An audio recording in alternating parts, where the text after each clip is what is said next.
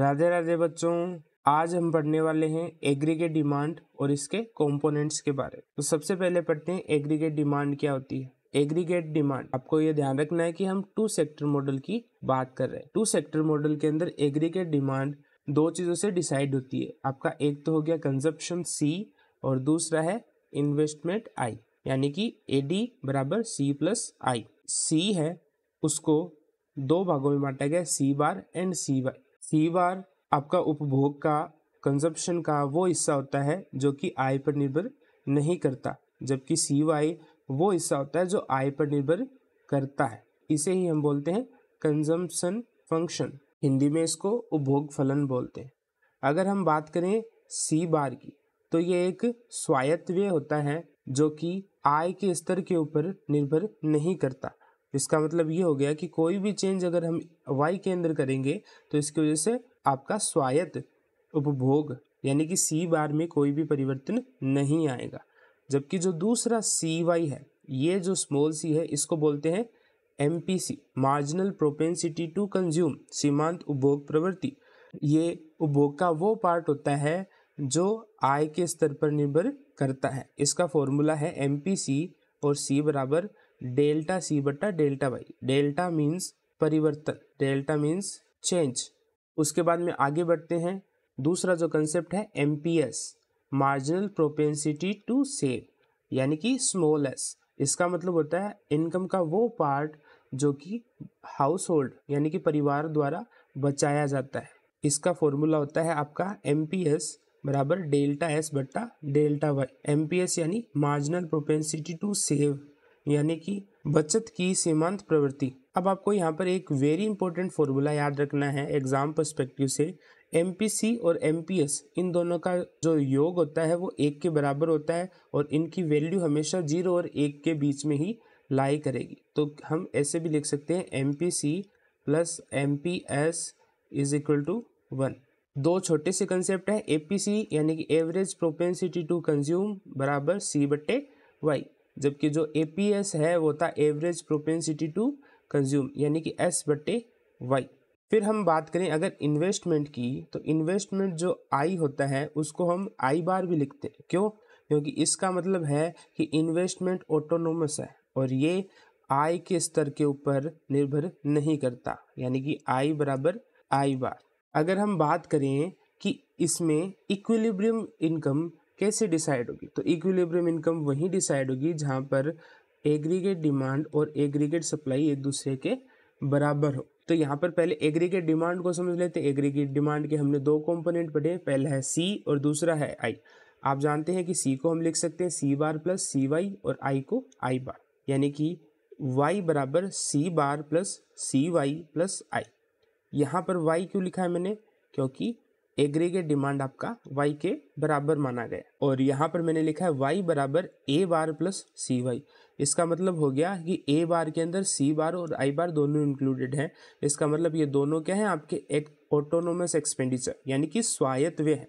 अब स्वायत्त व्यय की खासियत क्या होती है कि ये आय के स्तर पर निर्भर नहीं करता। आगे बात करें हम ऑटोनोमस एक्सपेंडिचर की, यानी वो सारे एक्सपेंडिचर जो आय के साथ में चेंज नहीं होते। तो हमें इक्विलिब्रियम निकालना है, संतुलन निकालना है टू सेक्टर मॉडल के अंदर। इसके दो तरीके, फर्स्ट है आपका ग्राफिकल मेथड। तो हम ग्राफिकल मेथड को समझने वाले। तो ग्राफिकल मेथड में पहले हम आपका जो उपभोग फलन है, इस उपभोग फलन को समझते हैं सी बार प्लस सी वाई। इसका चित्र कैसे बनेगा? तो यहाँ पर हम लिख देंगे, यहाँ पे होगा 0, एक्स एक्सिस पे होगा y और y एक्सिस पे होगा आपका c। इसके अंदर हम बनाएंगे सबसे पहले सी बार का डायग्राम। तो इसका डायग्राम बनेगा आपका, सी बार जो होती है वो आपके आय के स्तर के ऊपर निर्भर नहीं करती, इसलिए ये आपका हमेशा एक सीधी लाइन होगी, ये हमेशा y के पैरेलल लाइन बनेगी। ठीक है। और दूसरी जो सी वाई है, ये जैसे जैसे हम आय में परिवर्तन करते जाएंगे ये आपका ऊपर की ओर बढ़ती जाएगी। तो हमारी जो लाइन बनेगी वो ऐसे बनेगी। इसको हम बोलेंगे C बराबर सी bar plus C dot Y. ठीक है। तो यहाँ पर हमारा उपभोग फलन का चित्र बन गया। आगे बढ़ते हैं हम इन्वेस्टमेंट फंक्शन की, जब हम निवेश फलन का चित्र बनाने के लिए बोलते हैं तो निवेश फलन आई को कैसे लिखा जाता है, आई बार की तरह। इसका मतलब ये भी क्या है, एक स्वायत्त निवेश, स्वायत्त व्यय है। तो स्वायत्त व्यय के जितने भी चित्र होते हैं वो कैसे बनते हैं, एक सीधी की सीधी रेखा के अंदर बनते हैं। तो इसका मतलब आई बराबर आई बार। अब दो क्षेत्रीय अर्थव्यवस्था में सी और आई दो ही क्षेत्र हैं, दो ही चीजें हैं। द्विक्षेत्रीय अर्थव्यवस्था के अंदर सिर्फ और सिर्फ दो ही चीजें हैं, उपभोग और निवेश, कंजप्शन एंड इन्वेस्टमेंट। तो इन दोनों का योग करके हम एग्रीगेट डिमांड का डायग्राम बना सकते हैं। सबसे पहले आपको ये ध्यान रखना है कि यहाँ पर आपका आएगा सी बार और यहाँ पर आएगा आपका आई बार। ये हो गया आपका सी बार और ये हो गया आपका आई बार, और ये है आपका ए बार।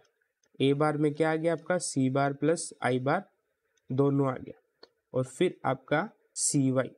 तो यहाँ पे हम लिख सकते हैं ए डी बराबर सी bar plus I bar plus C Y. तो ये हमारा एग्रीगेट डिमांड का डायग्राम बन गया।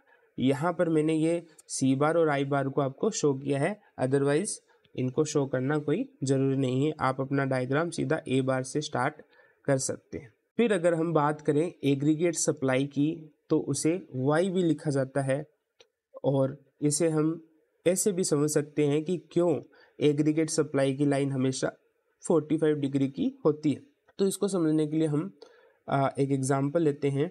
यहाँ पर है 0, यहाँ पर है आपका एग्रीगेट सप्लाई और यह है एग्रीगेट डिमांड। अगर आपने नेशनल इनकम वाले चैप्टर को ध्यान से पढ़ा होगा तो आपको पता होगा एग्रीगेट डिमांड आपके जीडीपी के एक्सपेंडिचर मेथड को दिखाता है, और वहीं पर एग्रीगेट सप्लाई आपके प्रोडक्ट मेथड को दर्शाता है, जिसको हम GVA gross value added method भी बोलते हैं। तो इन दोनों के कारण जितनी हमारी एग्रीगेट डिमांड होगी, हम कह सकते हैं कि जितनी हमारी एग्रीगेट डिमांड होगी उतनी ही हमारी एग्रीगेट सप्लाई होगी। इस वजह से हम संतुलन की स्थापना करते हैं। एग्रीगेट सप्लाई की लाइन हमेशा 45 डिग्री की होती है। क्यों? क्योंकि मान लो कि आपकी एग्रीगेट डिमांड अगर इस लेवल पे है तो उसके अकॉर्डिंग ही आपकी एग्रीगेट सप्लाई होगी, क्योंकि हमेशा जो समग्र पूर्ति है वो समग्र मांग को फॉलो करती है। जितनी आपकी मांग होगी उसी अनुसार आपकी पूर्ति होगी। ये इस मान्यता पर आधारित है कि अर्थव्यवस्था में कुछ ऐसे उत्पादन के कारक उपलब्ध हैं जिनका हमने उपयोग नहीं किया है। तो अगर मांग में वृद्धि होती है तो उसी के अनुरूप पूर्ति में भी वृद्धि हो जाएगी। इस वजह से हमारा एग्रीगेट सप्लाई समग्र पूर्ति की रेखा सदैव 45 डिग्री की होती है। अब अगर हम संतुलन स्थापित करके देखें तो हमारा संतुलन कैसे स्थापित होता है देखते हैं। सबसे पहले हमें क्या करना है, 0 एक्स एक्सिस पे हमारा आ जाएगा y और y एक्सिस पे आ जाएगा एग्रीगेट डिमांड। अब सबसे पहले हमारा आएगा 45 डिग्री की रेखा, तो ये हमारी 45 डिग्री की रेखा होगी। इसके बाद में हमारा जो एग्रीगेट डिमांड रेखा है वो जाएगी। तो जो हमारी एग्रीगेट सप्लाई की लाइन है इसको हम बोल सकते हैं y is equal to AS, और इसको हम बोलेंगे aggregate demand is equal to C bar plus I bar plus C dot Y. ये दोनों इस बिंदु पर एक दूसरे को काट रहे हैं, तो इसके ऊपर होगा आपका इक्विलिब्रियम पॉइंट और इसके नीचे आ जाएगा आपका y, और इस साइड में आ जाएगा आपका एग्रीगेट डिमांड। तो हमने सबसे पहले क्या किया, पूर्ति रेखा खींची। पूर्ति रेखा को जब एग्रीगेट डिमांड कर्व ने ई बिंदु पर काटा तो ई बिंदु पर हमारा हो गया ये आय का स्तर और ये हो गया हमारा समग्र मांग का स्तर। तो एल्जेब्रिक मेथड क्या है आपका, y बराबर सी bar plus C Y plus I बार। ये हम जानते हैं कि संतुलन का समीकरण है। इस समीकरण को अगर हम और हल करें तो y बराबर सी bar plus I bar plus C dot Y ऐसे भी लिखा जा सकता है। अगर इसमें हम y को, इस सी वाई को उस साइड लेफ्ट साइड में ट्रांसफर कर दे तो हमारे पास में होगा सी वाई बराबर सी बार प्लस आई बार। अब हम क्या करेंगे, इन दोनों में कॉमन लेंगे। इन दोनों में हमने लिया y को कॉमन, बचा 1 माइनस सी बराबर सी बार प्लस आई बार, और इधर हमने y को कॉमन रखा, सी बार प्लस आई बार बट्टा 1 माइनस सी।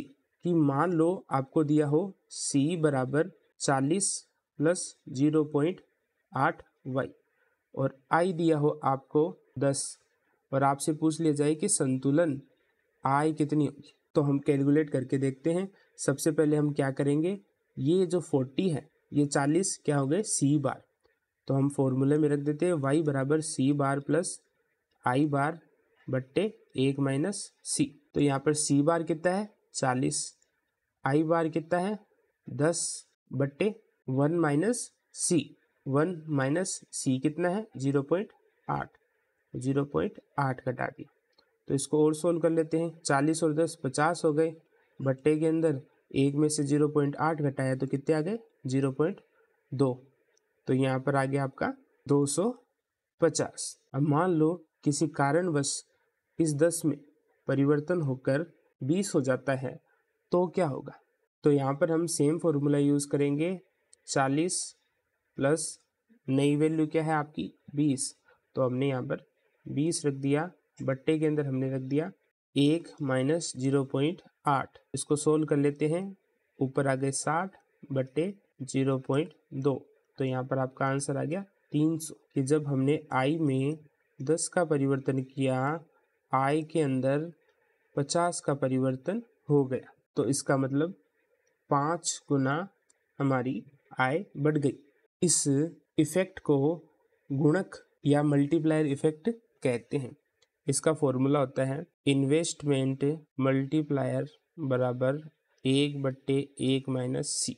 यहाँ पर ये 5 गुना आएगा, करके देख लेते हैं, 1/1 माइनस 0.8 बराबर 1/0.2 बराबर 5। तो हम जो भी परिवर्तन निवेश में लाएंगे उसका 5 गुना परिवर्तन आय में आएगा।